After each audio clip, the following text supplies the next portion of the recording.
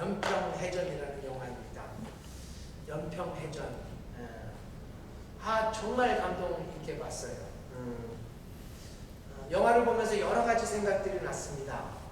2002년대의 사건의 기록인데요. 우리가 2002년 하면 오로지 그 월드컵만 기억하고 있었는데, 월드컵 그 3, 4위전이 열리던 날, 이 같은 날 발생했던 이 북한 배와 우리 그 대한민국 배가 이제 연평도에서 뭐 전쟁이나 다름없었던 총격전을 그린 영화인데요.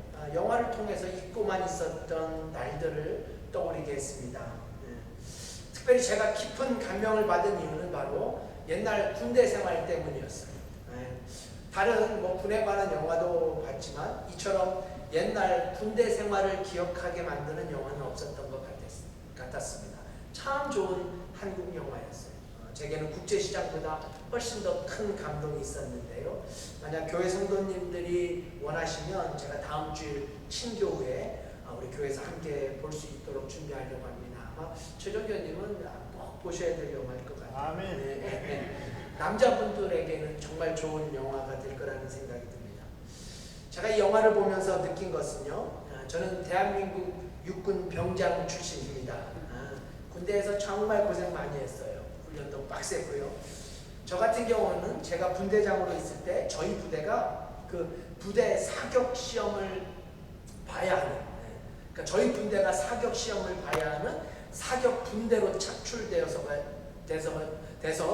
정말 총도 원 없이 많이 쏘기도 했습니다. 뭐 사격 훈련은 다른 어떤 훈련보다 엄격한 군기와 훈련이 요구되었기에 참 많은 훈련을 소화해야 했었던 기억이 있었습니다.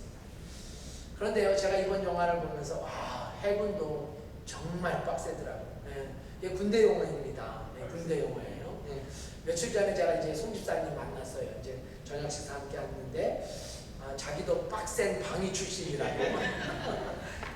저는 빡센 방이라는 말을 처음 들어봐요. 방위도 빡세다라고 하는데 해군도 정말 힘든 훈련을 하더라고요. 이런 훈련 과정을 보면서 제가 군대 시절 생각이 더 났던 것 같았습니다. 여러분, 왜 군인들이 소위 빡센 훈련을 합니까? 정말 구토날 정도로의 빡센 훈련의 의미가 무엇일까요? 실전을 위해서입니다. 실전을 위해서 준비하는 거죠. 왜요? 실전을 위해서 철저하게 준비하지 않으면 전쟁에서 결코 승리할 수 없기 때문입니다. 더불어 군인들의 훈련의 이유가 뭐겠어요? 그렇죠? 두말할 것 없습니다. 그게 바로 기본기. 군인으로서의 기본. 영화에서도 비슷한 대사가 나오는데요. 군인의 훈련은 기본입니다. 다른 말 필요 없어요. 훈련은 기본이에요. 훈련을 통해서 탄탄한 기본을 만들어가는 것. 이것이야말로 훈련의 가장 중요한 이유라고 할 수 있습니다. 오늘 예수님께서도 이와 동일한 메시지를 가르치고 계세요. 지난주에 이어서 같은 본문으로 말씀을 나누는 시간인데요. 말씀의 핵심은 이렇습니다. 우리 믿음의 사람들이 집을 짓는데, 물론 여기서 집은 영적인 의미에서 집을 말하는 거죠. 우리가 영적인 집을 짓는데 한 사람은 그 집을 모래 위에 짓고 또 다른 사람은 그 집을 반석 위에 짓는다. 여러분, 어떤 집이 튼튼하겠습니까? 어떤 집이 안전하겠습니까? 물어 뭐 하겠어요? 어떤 집이 우리가 지어야 할 집입니까? 왜 그렇습니까? 튼튼하지 않는 집, 기본이 튼튼하지 않는 집은 반드시 무너지기 때문이에요. 아니, 무너질 수밖에 없다라는 사실을 본문은 가르칩니다. 우리가 오늘 이 두 집을 자세히 들여다보려고 해요. 예수님께서 말씀하고 계신 두 집을 다시 한번 여러분과 자세하게 들여다볼 거예요. 여러분, 제가 지난주 말씀을 시작하면서 예수님께서 왜 집을 비유로 진리를 가르치셨는가에 대해서 함께 생각하며 은혜를 나눴는데요. 오늘은 지난주 말씀에 이어서 모래 위에 지은 집, 반석 위에 지은 집, 이 두 집을 방문하면서 우리가 배워야 할 믿음의 교훈을 함께 찾아보고자 합니다. 자, 두 집. 우리는 예수님께서 말씀하고 계신 이 두 집을 방문하면서 어떤 신앙의 교훈을 얻어야 할까요? 그것은 바로 두 개의 집에 똑같이 비가 내리고 똑같이 창수가 나고 똑같이 바람이 분다라는 사실이에요. 두 개의 집에 똑같이 비가 내리고 똑같이 창수가 나고 바람이 붑니다. 우리가 25절에서 확인할 수 있어요. 우리 본문의 25절 함께 한 목소리로 한 마음으로 읽어보십시다. 함께 읽어요. 시작. 비가 내리고 창수가 나고 바람이 불어 그 집에 부딪힘에 무너지지 아니하는 이는 추초를 반석 위에 놓은 연고라. 반석 위에 지은 집이에요. 자, 그 다음에 이어서 27절이에요. 모래 위에 지은 집의 상황도 함께 살펴보지요. 함께 읽어요. 시작. 비가 내리고 창수가 나고 바람이 불어 그 집에 부딪히면 거기까지만요. 네. 사랑하는 여러분 잘 보세요. 반석 위에 지은 집, 모래 위에 지은 집, 이 두 집에 똑같은 삶의 환경이 주어집니다. 모래 위에 지은 집에 더 많은 비가 내리고 더 거센 바람이 부는 게 아니었어요. 반석 위에 집을 졌다고 해서 비가 피해지고 바람이 막아지는 것이 아니었어요. 어디나 창수가 납니다. 창수가 뭐예요? 홍수라고 생각하시면 돼요. 홍수, 허리케인. 그러니까 어디나 반석 위나 모래 위나 반석 위에 집을 지은 사람이나 모래 위에 집을 지은 사람이나 누구에게나 삶의 홍수가 밀어닥칩니다. 네, 우리는 이 사실을 단 한순간도 잊지 말아야 돼요. 아니 어느 경우 우리는 비바람을 피해서 반석 위에 집을 짓는다는 계획을 세웁니다. 이것은 비를 피할 수 있다고, 이것은 홍수가 날 수 없다고, 바람을 막아줄 거라고. 아니에요. 아닙니다. 모래 위에 지은 집, 반석 위에 지은 집 두 집에 똑같은 바람이 불어닥친다는 사실, 이 두 집에 똑같이 창수가 나고 똑같이 비바람이 들어닥칩니다. 네, 이 두 집에 다 똑같은 삶의 어려움이 닥친다는 이 변할 수 없는 진리를 우리는 예수님의 말씀을 통해 새삼 깨닫게 됩니다. 여러분, 이게 정말 너무나 많은 신앙인들이 가지고 있는 가장 보편적 오해라고 할 수 있어요. 무슨 말이에요? 신앙이 좋으면 비바람이 없다. 믿음이 좋은 사람에게는 홍수가 나지 않는다. 다시 말씀드려요. 반석 위에만 있으면 비바람도 홍수도 전혀 없다고. 이게 너무나 많은 신앙인들이 갖는 가장 보편적인 오해. 그럼 신앙 좋은 목사님들, 뭐 돌팔이 같은 목회자들 말고요, 진짜 신앙 좋은 목사님들에게는 어려움이 하나도 없던가요? 믿음이 정말 좋은 목회자들, 그들의 삶에 비바람이 하나도 닥치지 않을까요? 아니, 그럼 어느 날 갑자기 젊은 나이에 구세군 사관으로서 교통사고로 돌아가신 저희 아버지는 어떻게 설명할 수 있습니까? 그것도 야외 예배 답사를 가셨다가, 그것도 본인이 운전하신 게 아닌데 이거 어떻게 설명할 수 있습니까? 우리 송 집사님의 어머님도 사모님이신데요, 정말 젊으신 나이에 암으로 돌아가셨어요. 아니, 이런 상황을 어떻게 설명할 수 있단 말입니까? 구세군 성도 여러분, 정말 잊지 마셔야 돼요. 신앙이 좋고 안 좋고, 뭐 목회자고 목회자가 아니고 장로고 정교고 아무리 좋은 믿음을 가졌다고 해도 비바람은 불어 닥칩니다. 그들의 삶에도 창수가 나요. 아니, 말로 형용할 수 없는 허리케인이 닥쳐옵니다. 이건 신앙이 좋고 좋지 않고, 오늘 식으로 말씀드리면 반석 위에 집을 짓는다고 해서 피해지는 게 아니라는 말씀이에요. 좀 분위기를 바꿔야 할 것 같아요. 지난주일 저희 교회가 아이들과 어른들 다 바닷가를 잘 다녀왔습니다. 1년에 한 번 가는 거지만 저는 이 시간이 얼마나 좋은지 모르겠어요. 이번에는 비바람이 너무 많이 불어서, 오늘 딱 본문 말씀이랑 맞는 거예요. 바람이 너무 심해서 좀 아쉬웠고, 우리 화진 형제님이 고기를 잡지 못해서 저희가 매운탕을 먹지 못했는데 다음번에 꼭 매운탕을 먹을 수 있을 거라고 확신합니다. 회를 안 먹은 건 참 감사했어요. 이번에. 참 바람이 너무 거셌는데요. 그래도 저희가 준비한 삼겹살을 잘 먹을 수 있어서 정말 감사했어요. 네요. 저희가 저녁을 먹을 때 저와 우리 이정훈 무교님께서 이게 차코를 담당해서 불을 피웠어요.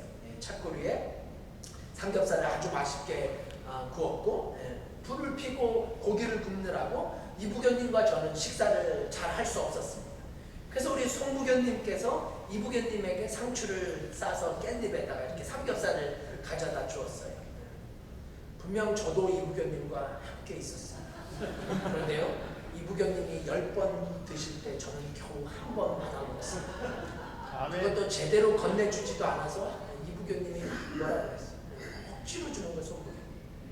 송부교님께서 남편을 챙겨주면서 저에게는 사관님에게 주는 게 부담이 된다는 핑계로 계속해서 남편에게만 갖다 줬습니다. 여러분 정말 바람이 세게 불었어요. 삼겹살을 못 먹을 줄 알았습니다. 하지만 저희는 잘 먹었어요. 비바람이 정말 셌음에도 불구하고 저희들이 가져간 삼겹살에다가 우리 태민이표 라면까지 아주 맛있는 저녁 식사를 할 수 있었습니다. 이게 오늘의 말씀의 비유와 너무나 딱 맞는 거예요. 그렇죠? 문제는 바람이 불어닥치느냐가 아니라 그 비바람, 홍수를 막아낼 수 있느냐, 견딜 수 있느냐.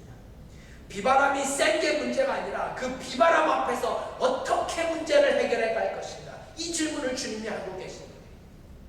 여러분, 저는 이 주 우리가 이 두 집을 살펴보면서 이 두 집을 지은 사람들에 대해서 좀 더 생각을 해보고 싶었어요. 그냥 두 집만 바라보는 게 아니라 이 두 집주인을 만나야 한다는 생각이 들었어요. 두 집을 지은 두 사람. 여러분, 이 두 사람이 집을 지은 과정이 똑같았을까요? 이 두 사람의 수고가 정녕 똑같았다고 할 수 있을까요? 우리는 아무도 그런 생각을 하지 않습니다. 그렇죠? 아무도 이 두 사람의 수고가 같다고 생각하지 않습니다. 왜요? 분명 모래 위에 세운 사람은 반석 위에 집을 세운 사람보다 비교할 수 없을 정도로 쉽고 빨리 지었을 것이 분명하기 때문에 훨씬 더 간편하게 집을 완성했을 게 분명합니다. 하지만 반대로 반석 위에 집을 지은 사람은 분명 그 기초를 완성하는 시작의 단계부터 결코 만만치 않았을 거예요. 얼마나 힘들었을까요? 얼마나 애먹었겠어요? 반석 위에 기초를 놓고 반석 위에 집을 짓는다는 게 모래 위에 집을 지은 그 사람에 비해서 얼마나 더 많은 노력과 얼마나 더 많은 땀과 얼마나 더 많은 눈물을 흘려야 했을까요? 아마 반석 위에 지은 집이 집의 골격도 갖춰지지 않았을 때 모래 위에 지은 집은 그야말로 근사하게 2층 집으로 완벽하게 마무리되었을지 모릅니다. 다 마무리돼서 주위의 친구들을 불러 아주 멋진 집들이를 하고 있었어요. 파티를 하면서 2층 테라스에 올라서 소주와 맥주, 소맥을 마시면서 반석 위에 집을 짓는 사람을 비웃으면서 자네 왜 그렇게 인생을 힘들게 사나? 아니, 내가 집 짓는 거 못 봤어? 좀 배우게. 그렇게 손가락질하면서 그를 경멸했을지 모릅니다. 마치 우리가 잘 알고 있는 개미와 백장 이야기처럼 말이죠. 이 이야기가 유머로 바뀌어서 1탄부터 4탄까지 제가 다 소개해드렸는데, 우리가 잘 아는 대로 개미는 늘 부지런하게 일을 합니다. 정말 열심히 일을 하는 거예요. 그런데 배짱이는 일은커녕 매일같이 기타 치며 노래하며 노새 젊어서 노래를 합니다. 그런데 어느 날 우연히 이 배짱이의 노래를 듣던 한 음반 회사가 그에게 앨범을 제작해 주었고, 이 앨범이 그야말로 대박을 터뜨려 배짱이는 하룻밤 사이에 대중 빅스타가 되었다는 1탄에 이어서 2탄은 이렇게 이어집니다. 2탄. 근데 배짱이의 노래가 대히트를 쳐요. 그런데 어느 날 배짱이의 노래를 듣던 무명 가수 메뚜기가 배짱이의 노래가 다 자신의 노래를 불법 카피했다. 그런 소송을 법원에 내게 됩니다. 이 소송은 결국 배짱이가 메뚜기의 노래를 카피했다는 대법원의 최종 선고를 받고 그는 결국 가수로서의 모든 활동을 중단하고 말았다는 슬픈 이야기. 만들어진 이야기입니다만 우리는 이 두 사람을 보면서 소위 개미와 배짱이의 이야기를 떠올리게 됩니다. 그렇게 인생을 힘들게 사냐? 인생 그렇게 살 필요 없다. 좀 즐기고 먹고 마시고. 하지만 분명 이 얘기를 들으면서 반석 위에 집을 짓는 사람은 묵묵히 자신의 일을 계속합니다. 아니, 이미 집을 다 지은 사람의 말이 배짱이의 유혹처럼 들릴 때도 있었지만 이 사람은 반석 위에 짓는 집을 포기할 수 없었습니다. 반석 위에 집 짓는 것을 그만둘 수 없었어요. 왜냐고요? 그 집은 자신이 살 집이고, 다시 들어주세요. 그 집은 본인이 살 집이고, 그 집에도 폭풍우가 몰아닥치고 비바람이 불어닥치고 허리케인이 찾아온다는 사실을 이 사람은 짐작하고 있었기 때문이에요. 그렇습니다. 그래서 예수님은 이 사람을 가리켜 지혜로운 사람이라고, 또 다른 사람을 가리켜 어리석은 사람이라고. 이게 결국에는 구원받고 심판받는 사람이라는 뜻이에요. 지혜로운 사람과 어리석은 사람. 사랑하는 여러분, 때때로 세상은 이 두 사람을 바꿔 부르기를 좋아합니다. 배짱이 같은 사람은 지혜로운 사람이고 개미 같은 사람은 어리석은 사람이라고 부르기를 주저하지 않습니다. 모래 위에 쉽게 집을 지은 사람은 똑똑한 사람이고 반석 위에 집을 짓는 사람은 무식한 사람이라고 부르기도 합니다.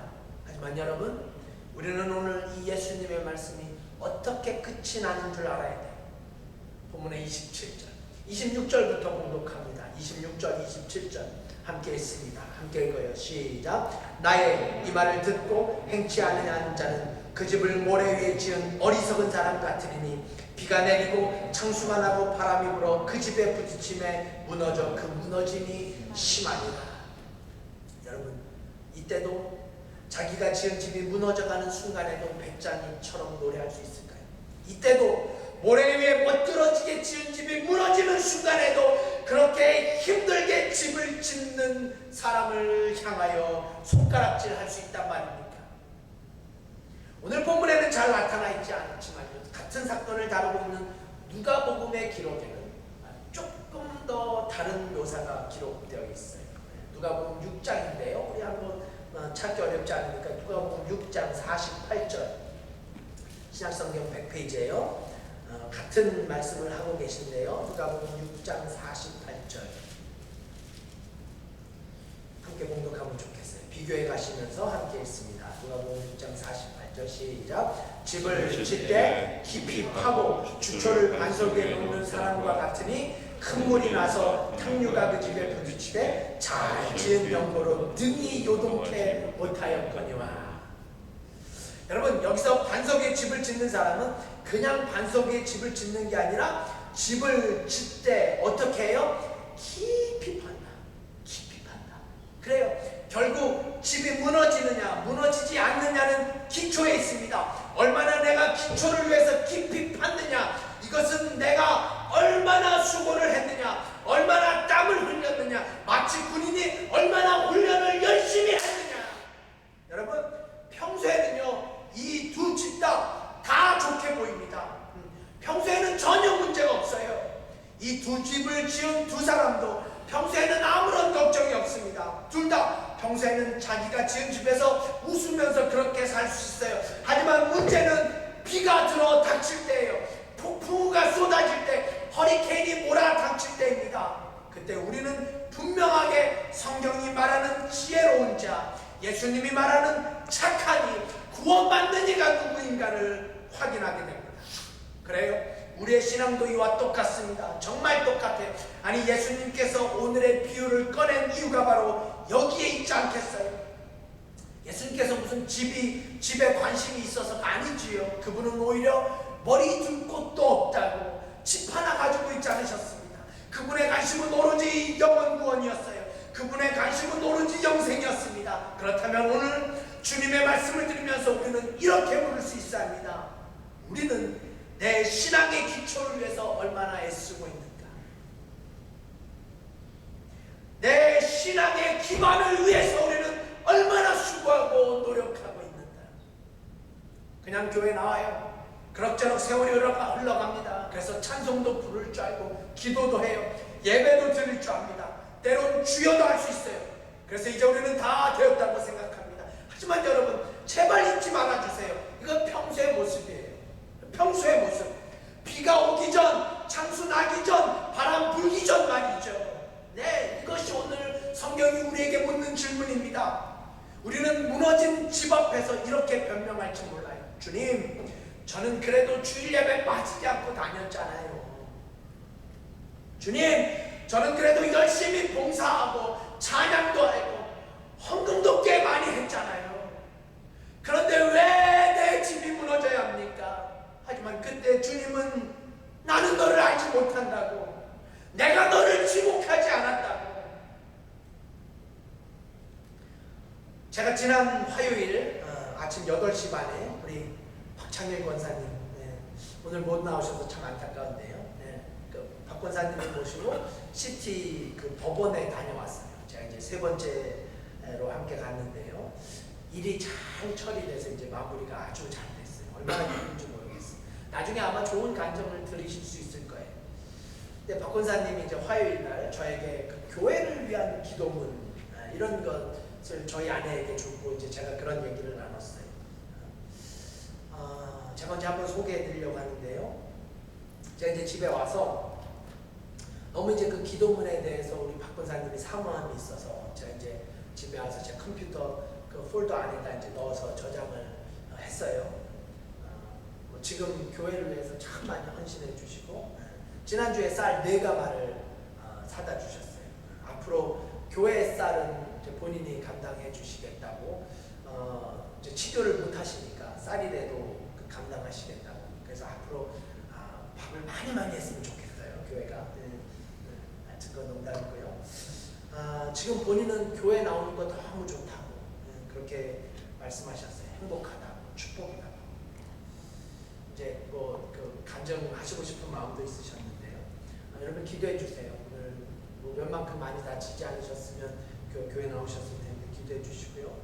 아무튼 교회를 사랑하는 마음과 열정에 대해서 제가 참으로 감사한 생각이 많이 들어서 이분의 간증문을 제 컴퓨터 폴더에다 저장하면서 정말 아무 생각 없이 보았던 또 다른 간증문이 있었는데 그게 바로 우리 최정현 간증문이었어요. 간증문이 제게 얼마나 은혜가 되었는지 몰라요. 특별히 말씀을 준비하는 내내 이번 주에는 말씀을 준비하는데 이렇게 참 많이 막혔어요. 잘 안 풀리고 그랬는데 우리 최정현님의 간증문이 제게 정말 큰 은혜가 됐습니다. 오늘 말씀과 너무 또 딱 맞는 거예요. 정현님께서 이런 간증을 해주셨어요. 그 정현님 기억나실지 모르겠어요. 정말 오래된 간증, 오래됐더라고요. 이렇게 정현님의 간증문 끝이 이렇습니다. 생각해보면 아직 살아있어서 시간이 있다는 것이 얼마나 감사한 일인 줄 깨닫게 됩니다. 아직도 늦지 않고 내가 죄인임을 깨달을 수 있는 시간이 있고 지금이라도 회개하고 내 인생의 목적을 바꿔 모든 것을 하나님께 영광 돌리는 증인된 삶을 살 수만 있다면 이제라도 하나님의 자비와 긍휼하심이 우리에게 함께하리라 나는 믿습니다. 아멘. 네, 이 믿음 때문에 주님은 오늘 두 사람이 지은 두 집을 말씀하고 계신다고 믿습니다. 사랑하는 구성 성도 여러분, 정말 돌이킬 수 없는 폭풍과 비바람이 불어 닥치기 전에 우리의 기초를 다시 쌓으십시다. 우리의 기초를 다시 모으십시다. 그래서 어리석은 자가 아닌 지혜로운 자로, 심판받을 자가 아닌 구원받을 자로 부름을 받는 우리 모두가 될 수 있기를 예수 그리스도 이름으로 부탁드립니다. 자, 그럼 이제 마지막으로 오늘의 귀한 말씀을 여러분과 나누면서 꼭 나누고 싶은 신앙의 레슨이 있어요. 우리가 오늘의 이 말씀을 이 질문 없이 마치면 안 돼요. 그게 뭐냐면 그럼 어떻게 해야 우리가 지혜로운 자가 될 수 있을까요? 라는 질문입니다. 우리가 어떻게 해야 예수님이 칭찬하시는 반석 위에 집을 짓는 사람, 모래 위에 집을 짓는 어리석은 자가 아니라 반석 위에 집을 짓는 축복된 자가 될 수 있을까요? 우리는 이 가장 정확한 해답을 예수님의 말씀을 통해서 깨닫게 됩니다. 우리 24절을 다시 한번 봐주시겠어요? 본문으로 돌아가셔서 24절 말씀, 본문의 24절 말씀, 마태복음 10장 이렇게 시작이 됩니다. 그러므로 누구든지 나의 이 말을 듣고 무슨 자요? 행하는 자. 네, 그러므로 듣고 행하는 자는 지혜로운 자예요. 반석 위에 집을 짓는 자입니다. 비바람 폭풍과 몰아닥쳐도 끄떡없는 사람이라고 주님이 가르쳐요. 그런 사람을 가르쳐 예수님은 말씀을 듣고 행하는 자라고 선언하십니다. 자, 그럼 어리석은 사람은 어떤 사람이에요? 26절에서 우리가 확인하게 됩니다. 26절 함께 읽습니다. 시작. 나의 이 말을 듣고 행치 아니하는 자는 그 집을 모래 위에 찍은 어리석은 사람 같다. 어리석은 사람이 어떤 사람이에요? 듣고 행치 아니하는 자. 듣고 행치 않은 사람. 여러분 헷갈리지 마셔야 돼요. 듣는 것 두 사람 모두가 했던 일입니다. 듣는 일은 두 사람 모두에게 적용된 일이에요. 두 사람 모두 다 예수님의 말씀을 들었습니다. 정말 잘 들어주셔야 돼요. 아주 중요한 부분이에요. 예수님은 듣는다는 것 자체가 중요하지 않다고 말씀하지 않으셨습니다. 듣는 것 너무 중요해요. 이 말씀 기억나시죠? 제가 얼마나 많이 말씀드렸습니까? 믿음이 어디서부터 나요? 들은 출발해요. 그러므로 믿는 자들에게 듣는 행위, 하나님의 말씀을 듣는 행위는 매우 중요합니다. 하지만 듣는 것만으로 구원받을 수 없어요. 듣는 것만으로 면죄부를 받을 수 없습니다. 어리석은 자도 들었어요. 지혜로운 자도 들었습니다. 하지만 이들에게 결정적 다른 점이 무엇이었습니까? 듣고 행하느냐, 듣고 그냥 마느냐. 그렇습니다. 이것이 중요해요. 이것이 반석 위에 집을 짓는 가장 중요한 이유가 되기 때문에 그래요. 말씀을 들었습니다. 하지만 우리는 말씀을 들은 다음 마치 아무 일도 일어나지 않는 것처럼 다시 이 자리를 떠나요. 그럼 무슨 의미가 있겠어요? 아니, 말씀을 듣고 그럼에도 불구하고 여전히 모래 위에 집을 짓고 있다면 오히려 듣지 않는 것이 날 수도 있지 않겠어요? 왜요? 듣는 시간마저도 시간 낭비일 수 있기 때문이죠. 그러므로 신앙의 가장 핵심은 행함입니다. 여러분 진지하게 들어주셨으면 좋겠어요. 어쩌면 내가 듣는 이 말씀, 예수님의 말씀 때문에 내 인생의 기초를 바꿔야 할지 몰라요. 우리가 듣는 말씀 때문에 내 인생관 전체가 바뀌고 내 가치관 전체가 바뀌어야 할지 몰라요. 우리 최정경님의 간증처럼 이 말씀이, 하나님의 말씀이 내 삶 전체를 바꿀 수 있다라는 전제 아래서, 그 전제 아래서 우리가 하나님의 말씀을 대하고 있는지, 그렇게 말씀을 사모하고 있는지, 그렇게 말씀을 묵상하고 있는지. 여러분, 교회는 사람이 모이는 곳입니다. 그렇죠. 사람이 모이는 곳이 교회예요. 이 건물이 교회가 아니라 교회당이에요. 이거는 교회를 위한 건물입니다. 하지만 여러분, 사람이 모였다는 것만으로 또한 결코 교회가 될 수 없다는 사실 우리가 잘 알잖아요. 사람이 많이 모이는 곳, 교회보다 훨씬 더 많습니다. 뭐 야구장, 농구장, 축구장, 거기에 모인 사람들은 사회의 변화나 자신의 가치관의 변화에 아무런 영향을 기대하지 않습니다. 아니, 무슨 그런 생각을 하고 야구장이나 축구장을 가겠어요. 그런데 오늘날 너무나 많은 크리스찬들이 운동 경기장을 찾는 심정으로 교회 문을 여는 사람이 너무나 많다라는 거예요. 지난주 말씀드렸던 것처럼 이것이 이찬수 목사님의 한탄이에요. 아니, 우리 교회에도 동일한 심정으로 이 자리에 앉아 계신 분이 없다라고 누가 보장할 수 있단 말입니까? 교회 와서 예배드리고, 오늘 설교는 너무 재미없네, 너무 감동이 약해, 오늘 말씀은 뭔가 부족해, 그러면서 이 교회를 떠나가신다면, 아무런 일이 일어나는 것, 아무런 사건이 일어나지 않는 것처럼 교회의 당을 빠져나가신다면 우리는 그저 이 한 시간의 예배를 즐긴 거예요. 더도 덜도 아닌 구경한 것뿐입니다. 여러분, 이것이 예수님의 심정이에요.